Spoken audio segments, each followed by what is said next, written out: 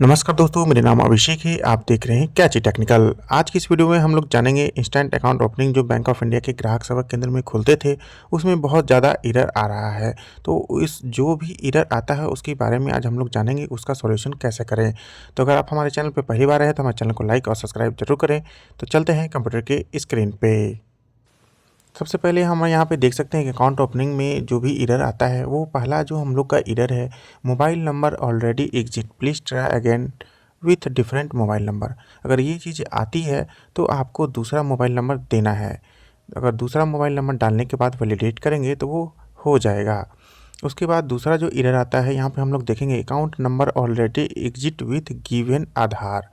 तो यहाँ पे मतलब इसका मतलब होता है कि ये जो आधार कार्ड जो आप डाल रहे हैं, इनका अकाउंट कहीं बैंक ऑफ इंडिया में लिंक है, या फिर उसका घर का किसी के अकाउंट नंबर के साथ जॉइंट खाता है, या फिर कहीं भी जो इनका आधार है वो बैंक ऑफ इंडिया के अकाउंट में लिंक है, या फिर कहीं भी वो हो, तो इनका अकाउंट नहीं खुल पाएगा। उसके बाद हम लोग जो अगला एरर आता है, account number already exit with given PAN, मतलब account number already exit with given PAN. अगर ये एरर आता है तो यहाँ पे साफ साफ अक्षर में लिखा गया है, दिस एरर विल, यहाँ पे आपको customer already have a account in bank of India link with their pan. मतलब यहाँ पे जो अकाउंट है वो यहाँ पे जो पैन नंबर है वो से लिंक रहता है अकाउंट में, तभी ये चीज़ एरर आता है। उसके बाद हम लोग जानेंगे account number generate pending in branch this Aadhaar number kindly contact branch. अगर ये एरर आता है तो इसके लिए आपको अकाउंट नंबर जनरेट पेंडिंग होता है और आधार नंबर काइंडली कॉन्टैक्ट ब्रांच। तो इसका मतलब होता है कि आपको जो अकाउंट खोले हैं वो पेंडिंग में चला गया है, तो उसको आप ब्रांच में संपर्क करें और वहाँ से अकाउंट जनरेट करवाएं। उसके बाद हम लोग यहाँ पे उसके दिया हुआ डिटेल्स देख सकते हैं। यहाँ पे mention above BC agent enrol customer throughout all follow.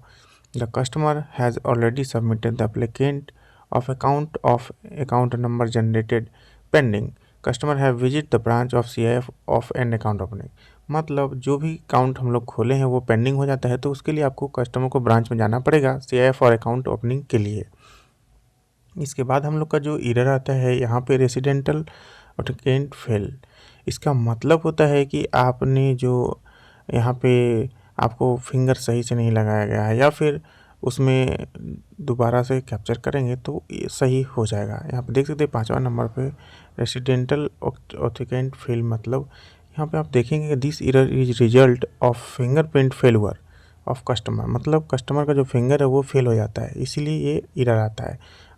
In such as customer have to capture fingerprint properly, मतलब फिंगर को आप अच्छे से लगाएंगे तो सही हो जाएगा। Make sure device scanner dry, जो आपका स्कैनर है उसको साफ़ करें, क्लीन करें, और आप फिंगर कस्टमर का भी क्लीन करके और उसको फिंगर लगाएं तो ये एरर नहीं आएगा। If time out code of CBS then below maintain message will be display. अगर ये चीज़ आपको आता है, डिस्प्ले में शो होता है safe generated time out from CBS, इस तरह का आता है, तो इसको आपको in this case customer need to try again after some time, मतलब थोड़ी देर के बाद या फिर बाद में आप इस कस्टमर का दोबारा से जनरेट करेंगे तो हो जाएगा। If customer is not eligible of account opening the blue message with prompt. अगर ये मैसेज आता है in case of the need to visit the branch account opening, इसके लिए आपको ब्रांच में अकाउंट ओपनिंग करने के लिए जाना पड़ेगा। 7 नंबर का जो एरर है इसके लिए आपको ब्रांच में जाना पड़ेगा।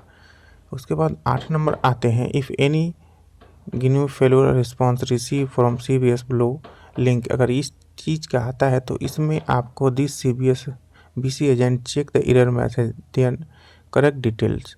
यहाँ पे आपको सही से जानकारी नहीं भरने के चलते ये एरर आता है। तो एज मेंटेन यहाँ पे आपको क्या क्या डिटेल देखना होगा, correct guardian, CIF number, customer ID of the minor case. अगर बच्चे का खोल रहे हैं तो उसमें ये चीज़ें आपको मैंडेटरी साफ साफ लिखी गई हैं। Customer ID not valid then mention, अगर ये सही रहेगा तो यहाँ पे CIF जनरेटर का ये जो एरर है वो नहीं आएगा। तो इस तरह से आप